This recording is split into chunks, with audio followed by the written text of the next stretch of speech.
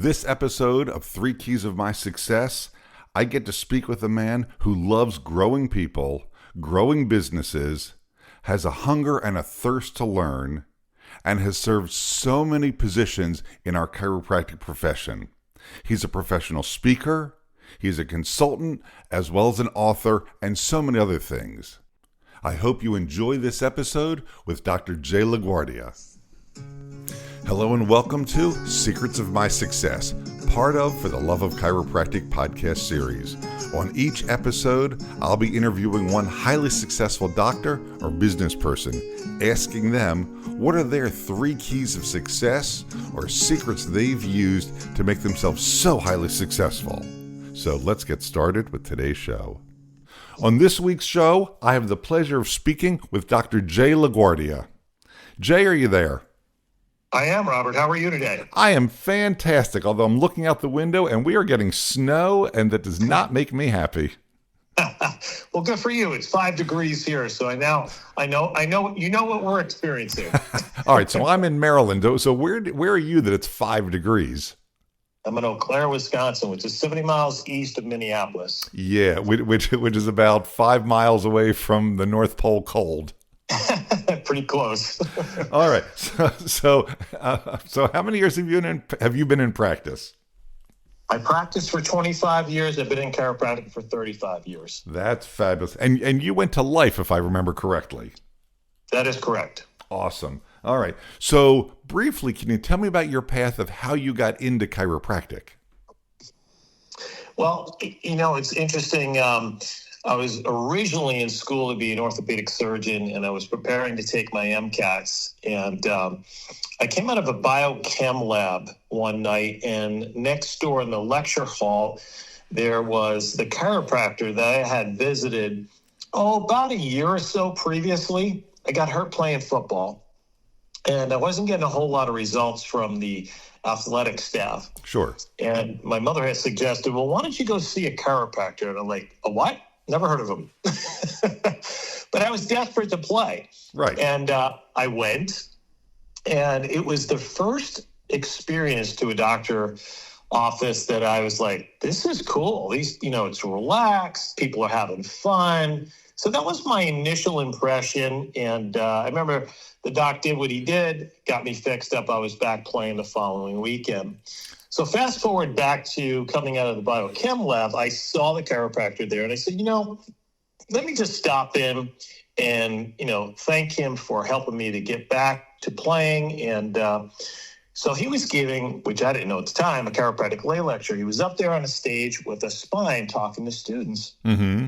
And I sat down, and I'm sure he told me the first day I was in his practice, but I wasn't listening. No, of course not. He talked about, he told the chiropractic story. He told me, what health is, where it comes from, what turns it off, what turns it on, what's the benefit of keeping it turned on for now and the rest of your life, for you and your family.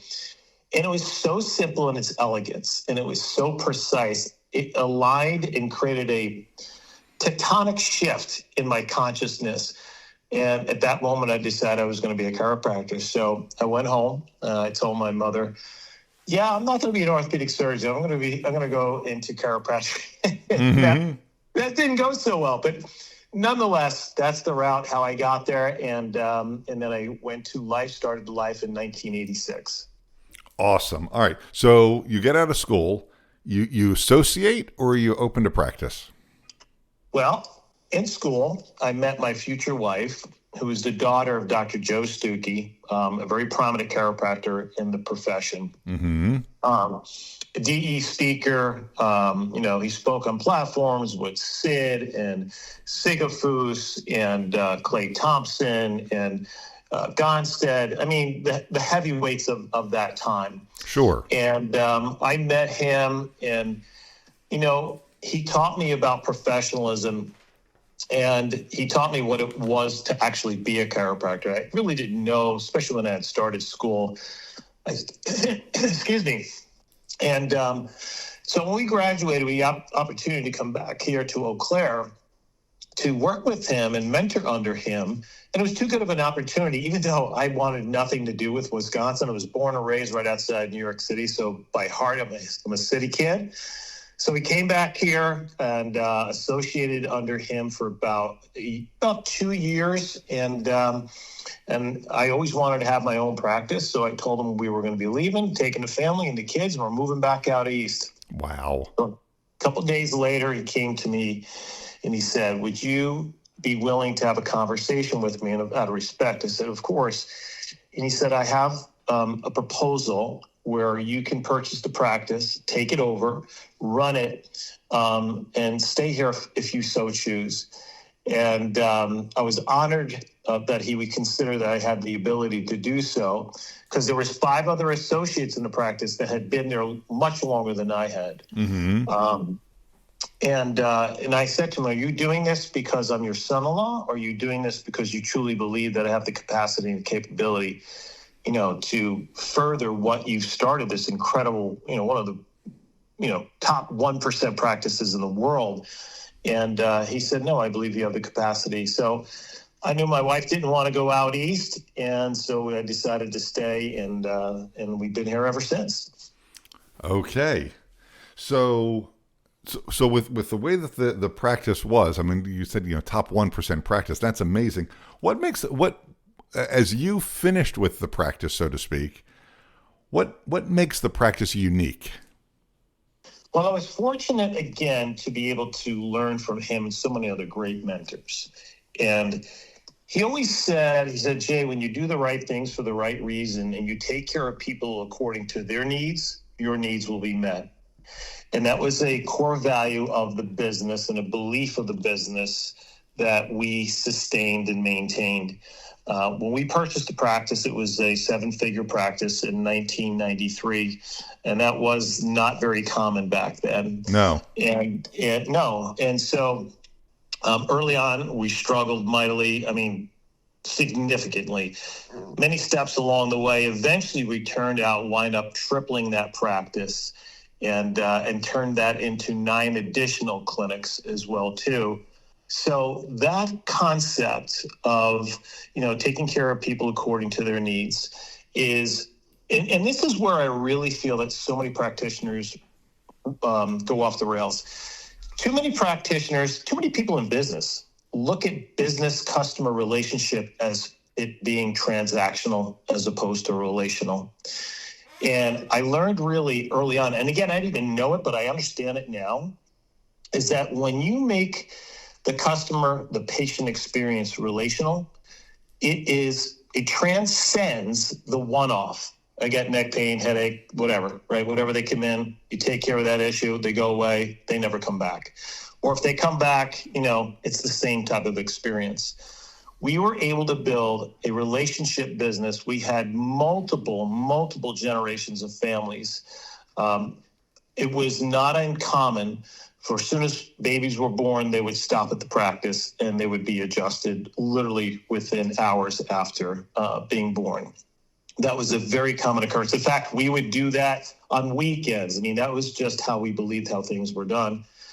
The second thing is we had this concept is if you tell the story, right? What is chiropractic? Where does it come from? How will it help people?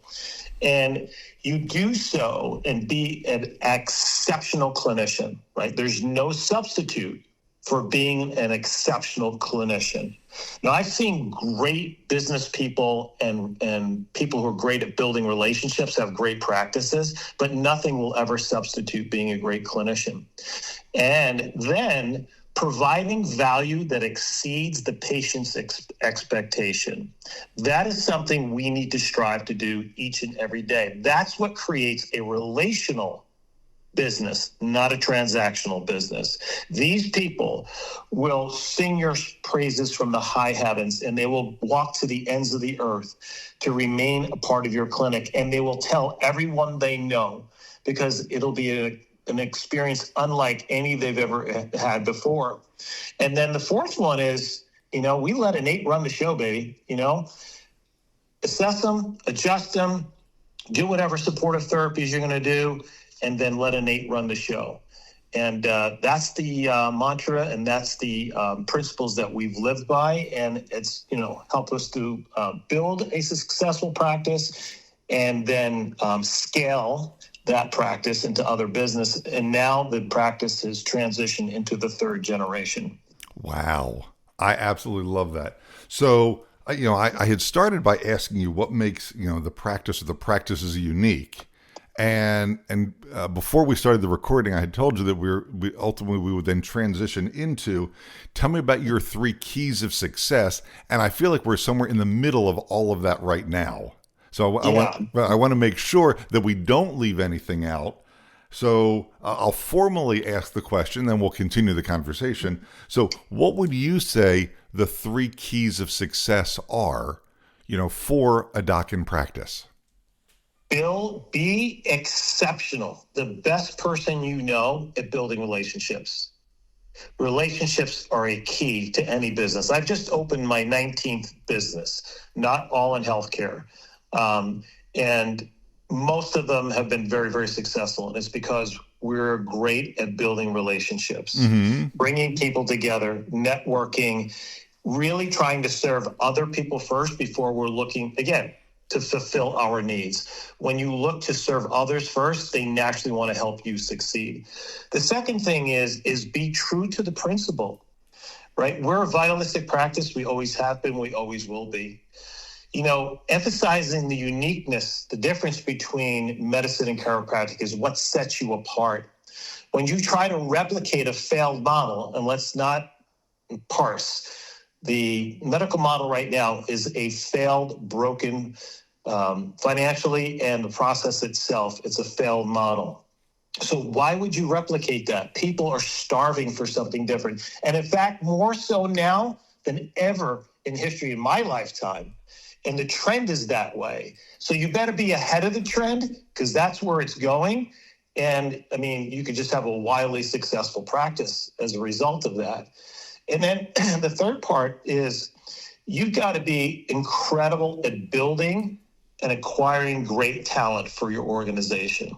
And that's built on a clear and powerful mission with purpose that gets everyone excited to come to that office each and every day because they couldn't imagine doing anything else. Because the reality is they can go somewhere else and make more money. But the fact is we've had, employees with us for decades, not because they aren't talented enough to go make more money, because they couldn't imagine leaving the family, being a part of the culture that we built, and most importantly, being able to serve our patients the way we do. We have fun. It's a great experience. So a big, big mission, a binding purpose, and an excellent team. Those are the 3 steps. I love that. Oh my God. I'm so glad we're recording this. I'll go back and listen to this again, even after it's edited. That is absolutely fantastic.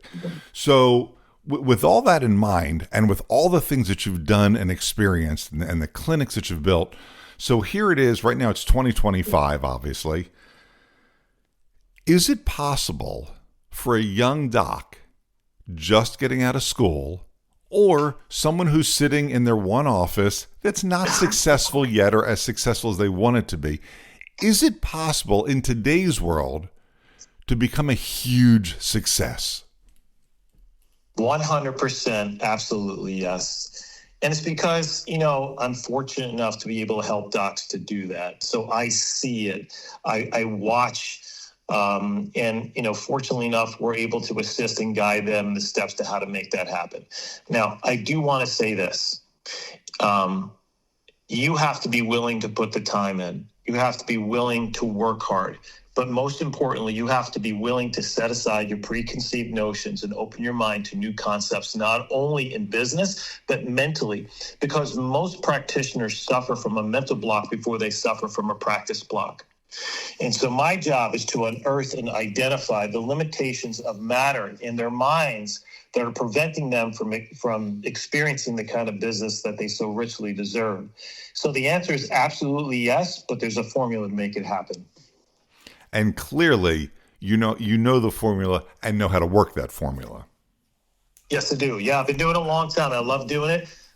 I revel in the success of other people. Right. I love that. So the next thing I have to ask you, based on all the things that you've done and the docs that you've worked with and helped and the teams that you've built, how do you define business success? It's a great question. I want to give you a little context. When we purchased the practice from my father-in-law, our business basically our COO left, and we stepped into that role, and I wasn't prepared. I didn't understand business. I didn't understand how to read spreadsheets. I didn't understand a P&L. I didn't understand how to lead. I didn't understand how to inspire. And so literally, we almost tanked the practice, to be frank with you. And it almost cost us my marriage, our family, our kids, everything. And I was fortunate enough, as the universe has it, I was brought to a seminar, and I met a guy, and we had this conversation, and he asked me, he said, tell me everything that's going on, because I was struggling. I was really in a bad place. And I told him everything that was going on outside myself. It was the patients, it was the insurance, it was the associates, it was everything. Mm-hmm. And after I kind of threw up on him, which felt good, it was a cathartic experience. Sure. He just sat there in silence, and I said, do you have any answers? He goes, yeah, I know exactly what your problem is. And I'm like, awesome. I'm like, someone's going to finally tell me what I need to do. And he said, yeah, your business and your life and your marriage is waiting for a leader to show up, and it's not you. And it was a seminal moment in my life where the first time someone held me accountable, mm-hmm. where I had to take an introspection and some humility and look in that everything that existed in my life is a direct reflection of my thoughts, actions, and beliefs. So the first part of the question, I know it was a long way to get to the first step, is growing people, grow businesses. You must work consistently on growing you. You need to expand your mindset. You need to expand your skill sets. You need to surround yourself with really, really smart people, much smarter than you, and be open and honest to learn. So you have to have a hunger and thirst to grow and learn. That's what makes a successful entrepreneur. And like I said, I've been in many different types of businesses.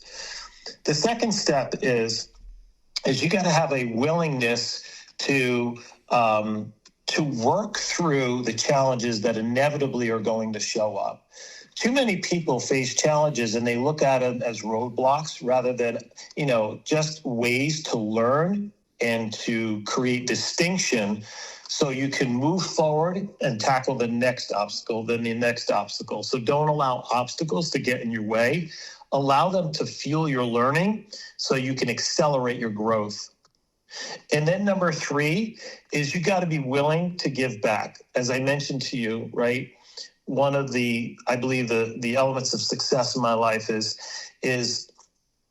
relationship, is being able to connect with people on a deep, meaningful level, genuinely interested in their well-being. Again, whether it's your clients, it's your coworkers, it's your staff, whatever it may be. When they know you care, they care.